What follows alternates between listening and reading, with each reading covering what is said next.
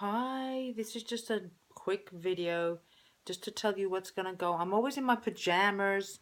Actually, it's pajamas because I'm English, I'm not American, and I keep playing with my hair in my videos because I haven't actually sorted my hair out before I go on video. But as soon as I do the video, I find I just, do whatever I'm doing as I go along. But yeah, this is just a quick upload in my pajamas, because I'm always like wearing this kind of stuff around the house. I'm not dressed up nicely. I don't have makeup on. I just look pretty yuck. Let me just do my hair. I'll cut my hair, by the way. I cut it myself as well, so it's like this length. And because it's kind of half curly a lot of the time, I figured I'll cut it myself. It doesn't matter if it's actually even or not. I mean, it's reasonably even, but I wouldn't want to go to like a hairdresser. I look like I've got like massive tits, and I don't. Look. I don't have really massive tits at all. But the video makes me look like I've got massive tits, and I don't. Seriously. Yeah, don't worry about that, guys. Or girls with small tits who want big tits. I think average tits is okay. But if... Anyway, long story. No, this is just a video, just not talking about boobs. It's talking about... No, seriously, my boobs aren't no. It's just the angle of the camera. Sorry, I'm just like, it's just obviously when you've got like not very big boobs and suddenly your boobs look bigger on camera, you're like, whoa. Anyway, the video is not about that. It's about how I don't look at the actual camera lens because I'm actually looking at myself right now. If I look like I'm not looking at the camera, it's because I'm not looking at the camera, because I forget to do that. I tend to look at my own image when I'm recording, which probably means my eyes go somewhere else, but who knows. No, but okay, the videos I'm going to upload soon are going to be, like I said, some of them about relationships, some of them about my makeup products and stuff like that. I haven't been too well since my last upload. Yeah, I have bipolar disorder, so yeah, I just got a little bit, I suppose, high. I was also getting like a bit of anger about a certain situation, which I did talk about in my last upload, where it was about relationship hell, I think it was called. So I don't really want to go back there, but yeah, I just got a bit whatever. But I've been okay. I've just been recovering, basically. Cut my hair. I will like do another upload when I've like done my hair really nice and got a bit more makeup on and dressed up better. And it's probably like more of a daylight video rather than a nighttime video. I'm feeling like whoa, hot at the moment because the heating's been on and I don't need it on because like it's really warm in the daytime at the moment in the UK. It's actually March the 27th today. We just put the clocks back yesterday. It was Mother's Day yesterday as well. And my daughter Rihanna didn't take me anywhere. Only because she was somewhere else and I don't have my access to my car at the moment for various reasons. So we're supposed to be celebrating on Thursday. We're going to go to Croydon. But yeah, she did give me a card, so I appreciate that. So thank you, Rihanna, for the card. No, I really did appreciate the card.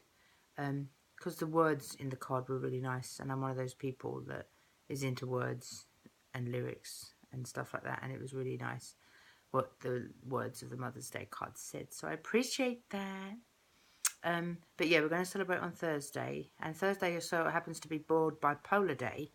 I don't know if that's, well, if it's World Bipolar Day, I presume it's in the whole world. It's not just America. Because America has, like, Mother's Day different to UK. So even though you're saying Happy Mother's Day on Facebook, you're actually just saying it to people in the UK. Because when I phoned up my mum in Seychelles and said Happy Mother's Day, she's like, I didn't know about that. There was nothing anywhere. I said, oh yeah, in Seychelles, which is where my mum lives, they celebrate Mother's Day another day. The same day I think the USA people celebrate it, and then there's the Australians as well. The USA people, the people from USA. But yeah, so me and my daughter are going to celebrate, Mother's Day on Thursday, which, like I said, is also World Bipolar Day. So, but I'm presuming it is for the whole world. So obviously, there's a lot of people that are bipolar now. More people are becoming bipolar or are being diagnosed with bipolar than before. Maybe a lot of people have been suffering from it and didn't realise they even had it until they actually got the diagnosis, because, you know, the mental health of the NHS over here take a long time to diagnose it, which is strange because you can see the symptoms quite quickly in someone, and I can spot bipolars pretty quickly when I first meet them. But it could just be because I've just got a lot of experience of meeting people who have got mental health problems. That's due to my past anyway, but that's a long story. But yeah, it's pretty weird that if you do get a diagnosis of bipolar like 20 years down the line, when you've been having the highs and the lows for a long time, it's weird that the mental health professional hasn't diagnosed you sooner. But yeah, back to what I'm saying, a lot of people are diagnosed with bipolar nowadays and do actually get it. There could be 16, 17-year-olds that have got anxiety and depression, but it might start getting more severe and manifest as bipolar later on. And there's also something called BPD, which is borderline personality disorder, which is similar to bipolar, or it is bipolar, I don't know. There's all these different disorders now. I think people are people, personally.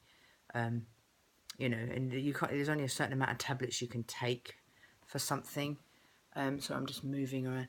Yeah, I mean, when you are a bipolar and you do have a high, sometimes you can't sleep. In fact, you can't sleep. So you tend to need medication. But it gets to a point where your system does actually become immune to the medication, and you do need. My hand is really hurting. My God. Oh, yeah. Gets to a point where you need to actually come off the medication for a while. For so long as you are a controlled environment, you are keeping away from your triggers. That is, you know, keeping away from things that could give you too much anxiety or too much depression, things that can make you too high, anything that you know. Like with me, it tends to be relationship situations with the guys that can trigger me. To not necessarily be depressed so much. I will have the crying, but I will tend to then manifest later as a slight high. So I know what I need to avoid. But then again, when I'm well and then I come off medication, you tend to feel more able to cope with situations with the opposite sex, or well, not necessarily the opposite sex, the same sex, depending on who your lifestyle choices are. But if you feel strong enough to deal with it at the time, you sometimes do not know what's ahead of you, and it can actually go wrong. And that's when you sometimes cannot cope. And like with myself, I think I've got to really, really be monitoring what I do now if I am planning on coming off medication at some point. Because it's good to come off medication because it gives your system a rest from it and stuff like that. And like I said, you do become quite immune to the medication, so it's better to come off for a while. But like I say, you have to monitor your triggers, and you have to really monitor yourself and make sure you stay healthy, get a lot of sleep, and find a way to, I suppose, numb yourself naturally from things without medication. There is a way you can do it, because I found when I was first beginning to get unwell, and I was crying a lot over the guy that made me feel ill, not blaming him, but I just got like that. I did actually feel naturally numb, but I don't know, I still couldn't, I suppose, let go of what had happened.